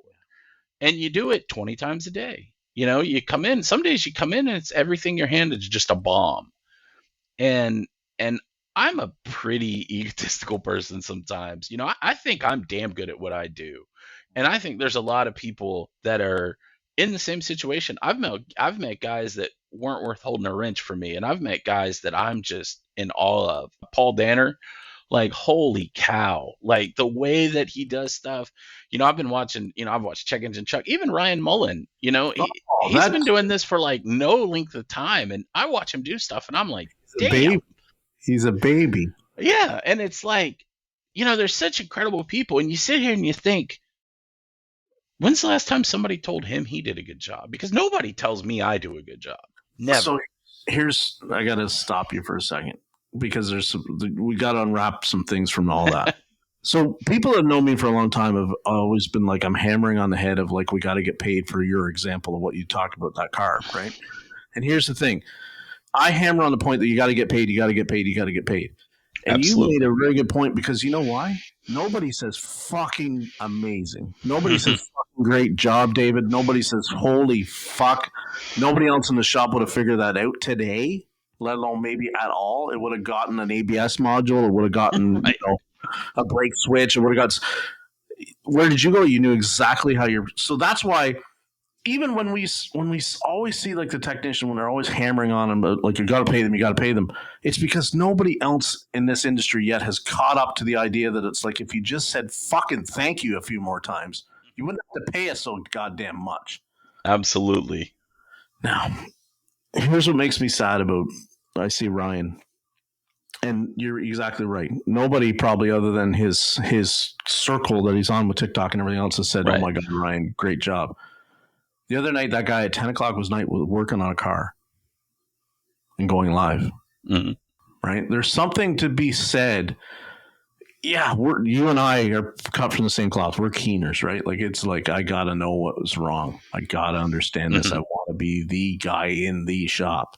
But it comes at a healthy level for some of us where we're seeking something that money won't buy, that we don't get at home. Maybe we didn't get it as a kid. I don't know. Right. And this is the dichotomy of all of this is really weird. What compulses us to do what we do. And I joke and I say, you got to be half nuts to pick this as a kid. But I'm not kidding when I say it. Right. Because there's something about taking something broken and making it whole again and making it right again. And doctors, and it's like you're a miracle. They want to hug you. They name their kids after you. Like mechanics that spit on you and resent you. Yep. Even though you do it. And it isn't just the pay, but we collect the pay because you're never going to say thank you for doing it. Now, I understand some customers are the exception to the norm. Sure. Absolutely. But reality, like what you just described here, happens way more than somebody comes up and shakes their hand and says, my God, Dave, I took that car to 4 other people and they couldn't fix it. Thank you. Here's the reality. They begrudgingly pay the 5th person that finally fixes it, and they go, they're all a bunch of fucking thieves. Right. You included, right? Because you're in the circle, whether you want to be or not.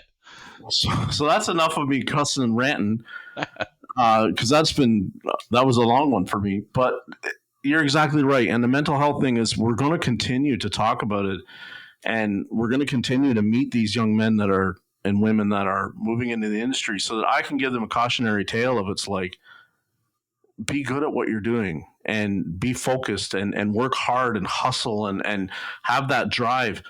But man, don't let it define you. Yeah. Well, the podcast that you had with Joshua, you're talking about the guy that you had known, and he's at the dealership now, and he's just doing it all. And man, I mean, I'm the guy even now, hey, the tool room needs to be cleaned out. Well, let's go clean this shit out. Let's do it. Like, because to me, and this is paramount in my personal life, my relationships, everything. The way my mind works is, if there's a problem, let's fix the problem. Mm. If we're not going to fix it, I don't want to talk about it. Because obviously we're not doing anything, right? So if the shit's dirty, let's do it. If the tools need to be put away, let's put them away. And eventually you get to the point where it's like, well, I'm the only guy doing it. Yeah. So you don't. To hell with it. They don't want to drain the flush machines. I'm not draining the flush machines. But my personality type, your personality type, you feel like shit about it. Yeah. And you're just like, well, I'm less, right? And that's the way I feel. Every time one of my advisors comes like, oh, you gotta come back. I'm like, fuck. Because no matter what justification I find, whether it's my fault and I take ownership of it or it's not, that's a hit to me. And they're up front going, gosh, this guy has a lot of cars that comes back. Well, it's like, no, Linda, you never got a decent explanation from the customer. You give me a ticket on a car with 150,000 miles on it that says car rattles. And I get in it and I'm like, oh shit, it needs a timing chain. Wow. But that's not what the customer hears. The customer hears the stupid coat hook in the back. So now the customer's mad I sold them a $2,000 timing chain job because their coat hook rattles. And then they come back and somebody else gets it and goes, oh, he's an idiot. All they needed was this 90-cent screw. And it's like, no, jackass. Like, that's not how this works at all. No. And it's like, great. So obviously 25 years, I don't know my ass from nothing. And that's what you take home. And then you go home. I came home a couple of weeks ago. I was so mad about something that happened. And, my wife comes up and she's like, what's wrong? And I just, we let it out. And my dog wouldn't come to me for the whole rest of the night. And I felt like the biggest piece of crap. And I'm like, what is this job even doing to me? Like, this is what I'm bringing home, but you get up every day and you go do it. And it's like, you show up and you do 200% productivity and you do it 5 days a week, 6 days a week, every single day. Your vacation pay is 20 hours a day. And nobody gives a shit. Nobody says, hey, that's good job. We really appreciate it. But they're going to call you in there and go, hey, man, I got this guy on the phone that's really upset because you did his recall and his AC doesn't work. And it's like, oh, so that's all I am. Okay, well, great. And then you go home with it. And it's like, well, the wife's upstairs working, the kids at at band practice, and you just sit in it. And you just sit there and you just think, fuck it. What am I even doing? What's the point to any of it? And the other side of this is doing something that's useful to people. You get a hell of a lot of friends that need you to be useful to them. Yeah. And people don't realize, people that hold no real intrinsic value to other people don't realize how emotionally difficult it is to be somebody that does. I've got a shitload of friends, man. They need me once a month when their inspection's expired or every time their check engine light's on. And some of them are man enough to hit me up and go, hey, man, it's been a long time, but my shit's messed up. But a lot of them are like, hey, how's your son? I saw he graduated. And it's like, yeah, get to the point. Yeah. And it's, it's hard. And I have tech friends and we sit around and we talk for hours because, we speak the same language. We're cut from the same cloth. But, it's so frustrating to just be like, and there's songs about this, right? Like, your only worth as a man is what you can provide to people. Yeah. And when you're a high performing person, you're a high providing person. That's the norm. It's like, if you have two kids and one of them's a genius and one of them's not, you expect the genius to be smart, but you reward the hell out of the dumb one when they do something good, Yeah. And as an overperforming person, you never get your flowers. But you get a lot of criticism. You come into work and you really just mess one up. And it's a big deal. You're getting phone calls at home. And it's just like, well, I'm just going to have to sit on this the whole rest of the night. Thanks. The whole rest of the week. And it's like, what about the 125 hours I turned last week? What about the this? What about the that? No, nobody. That's just normal. That's expected. And that's going back to I want people to understand when they listen to me that it goes beyond whether flat rate is right or whether you should pay. Like, it goes beyond the pay thing. It goes beyond the whole culture of how we actually treat the technicians in this industry. And I'm not, again, I gotta always go back and say, because otherwise people come in, I don't treat my people like that. I understand.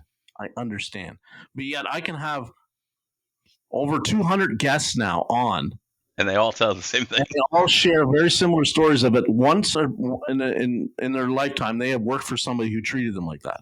So we can say that probably for the most part, it is the norm to not treat us the way we should be treated. Okay. Right. Now, everybody goes on about the pay thing. The pay thing, we're going to talk about that till I'm dead. And then somebody will pick up the torch and we'll talk about it after. That's good.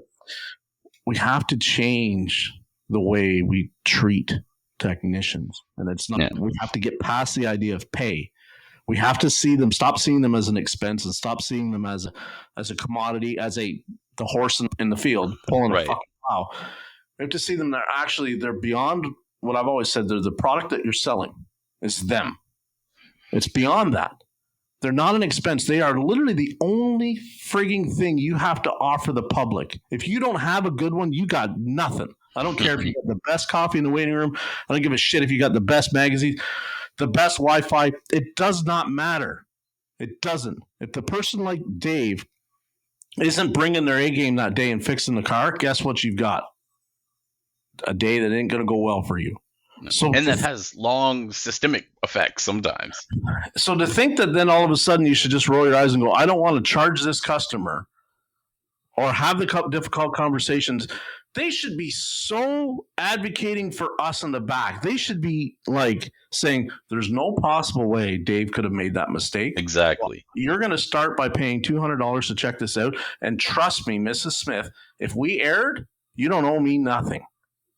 But if most likely Dave didn't screw this up, so are you willing to pay the $200 today, yes or no? And if Mrs. Smith says, hell no, say, thank you, Mrs. Smith. Next. Right. And on. That's how they should be advocating at the front counter for us, not the Yeah. other way of saying, I really don't want to piss off Mrs. Smith because it's Monday morning and I had a rough weekend and I fought with my boyfriend. And like, none of that shit Right. matters. Or just the Yeah. just the predisposition that, oh yeah, you obviously did it wrong. You know, like, do I historically do it wrong? If not, give me the benefit of the doubt. It goes a long way. Yeah, when I found your podcast, and I always love the disclaimers about flat rate. I get it. You know, I don't mean for a moment to sit here and badmouth an industry that has provided me with a hell of a life. I mean, I have a beautiful home, I have cars, but every single thing that I have was paid for with pieces of my time. And 25 years of those pieces, it's nice to be able to listen to someone else or to sit here and have these conversations. And they're conversations that are very difficult to have in the context of a dealership because, oh, well, you don't like it, get your shit and leave. You know, I've got a drawer full of applications. And it's like, well, do you? Because I've been here 4 years and I haven't seen a single person come in here after me that can do what I can do. They don't. But that makes me cocky. And it's like, I'm not cocky. I'm relevant. Understand that. And I like I said, I love my boss. They are so overwhelmed by the above them that I get it. You know, when you're being dragged in a million different directions, the guys that you can depend on that perform, that do it, they become the only real constant you have, and you take it for granted. You know, like you're not going to hit the nail that's not sticking up, right? And you know, I've come in my boss's office mad about something and just woo. And you know, afterwards it's like, you know, cooler heads prevail, and it's like, look, you have to understand the same thing that makes me sit here and go, I don't give a damn if it kills me. I'm going to figure out what's wrong with this car. Is the same thing that's going to send me in here going, what the F is going on? Yeah. That passion, that's the trade-off. Like that's what you have, that's the toll you have to pay to get what you get out of me. And I think as an industry as a whole, if we would stop taking the standpoint, and there's bad guys in this industry, and they need to be run the hell out of the industry. Period. I get it. If you've got a problem in your house, you've got to address the problem, but you don't burn the damn house down. You know, and you have to get to a point that you demand the respect that you're not receiving. And it's, you know, you got guys, my toolbox has wheels on it. Absolutely. But you've devoted years to this place that you're at. You've built these relationships, and it's like, just hear me out. Like, understand where I'm coming from. Don't dismiss me because I'm mad, but understand that I've been mad for 6 weeks, and this was the straw that broke the camel's back. Mm-hmm. You know, I give everything I can give to this. And all I'm asking for is the opportunity to be heard and to be recognized for it. And when the dealerships and the employers and stuff realize that and stop just, oh, anytime a tech says anything I don't like, remind them there's replacements, because there's not. This industry is at the biggest technician shortage it's ever seen. And COVID was the nail in the coffin. How many dealerships when COVID hit said, hey guys, we don't have any work, you're not getting paid, bye. You know, the only reason I'm still in this industry is because I was at a good independent that paid me and kept me here, for better or worse. And it's like, you lost all these people, all this talent is gone. I hear you talk about the Goodyear plant all the time. How many guys, how much knowledge is just removed from this industry, and you can't fill those holes. And what do we have for it? You saved a little bit of money for a little while. Like, you give your guys the benefit of the doubts, because I have to provide for my family. The minute I can't provide for my family, nothing else matters. We'll burn every bridge, we'll scorch every piece of earth until I can provide for my family. And most of the guys that I meet, most of the guys I've worked with, that's all we want. But at the same time, if we felt appreciated and valued, you know, then the money is almost secondary. Like, you have to make enough to pay your bills and survive, but you know, if my boss sat me down tomorrow and said, I tell you what, I'm taking $1 an hour away, but I am going to go out of my way to recognize your accomplishments. Take it. Great. Because I don't get that. I don't get that in my personal life, you know, and it would heal a lot of that. And if I feel like I'm valued and I'm doing well, then when the guy next to me is getting his ass kicked, I'm not sitting there like, oh, it's about time, gravy boy. I hope you drown on that. I'm going to walk over and be like, hey, man, let's figure this out. And you foster the growth that this needs, because when I lock my shit and leave for my last day, everything that's in my head never made it to any of these express guys. It never made it to any of these 4 or 5 year techs. And because I was never shown the respect and the value, those guys don't see me as a value, like the other techs, the apprentices, whatever. And really, they should be like, look at this guy. He's got this huge toolbox. He's smart. He fixes stuff. You should be over there every chance you get. What they get is, it's just a fucking asshole over there. He's mad. Well, yeah, I'm mad. I give you everything I got. And I just, every day, it's like, oh, well, you fell short. You fell short. You fell short. And then you look at other guys and it's like, oh, I turned 30 hours a week. Dude, I wouldn't get out of bed for 30 hours a week. So, and I'm sorry, I like to talk. But I see guys like you and Joshua, and you had, God, I think his name was Donald on, and he was talking about that, about not, like, tell me I did a good job. Like, if you work somewhere and you think you're doing a good job, but you're not told you do a good job, like, that's the most profound thing I've ever heard, because it's so true. Because it's like, well, I have a beautiful house. We have cars. We have all this stuff, but there's very little, like, man, you've really done a lot for us. And it's like, well, have I? Like, am I falling short? Am I wrong? And then when you're somebody that is wired the way that a lot of us are wired, you don't want to do wrong. You want to do right. And if you don't get that, it puts you in this funk, because it's like, well, do I need to do more? Like, how the hell could I do that? And I listened to that, actually put that on my Facebook, and I was like, this is the realest thing I've ever heard, because it slips through the cracks, but it's so profound. I lived it very recently, right? Well, I keep talking about that same one, that Mercedes that I fixed or diagnosed, and it left at least with the symptom rectified, Mm-hmm. And it's not surprising to me. Like, it's not surprising to me that I'm used to working for people that don't recognize, when you do knock one over the far wall, you get all right. But man, I'm so tired of it not being like, it's just become normalized that we don't have to do that. Like, I live by a very simple creed that, like, if somebody that works for me or works with me does something for me that I wouldn't be able to do, I owe them. Absolutely. Now, I'm not saying that they can't do it, but if they did it in a timely, really way more efficient, like if they just hit the mark, just bullseye, call it sheer luck, call it shit luck, whatever, you would have got there too. Cool. But for somebody to just go, wow, like he just did that. Mm-hmm. Fucking say thank you. Right. Like, I don't need a hug. I don't need a handshake. Just say thanks or wow. And I'm repeating myself again, but people gotta fucking listen to it. It's not good enough to just pay somebody. You have to acknowledge what it is they do. We see it. You go to a restaurant or whatever, and it's like employee of the month or waitress of the month or salesman of the month.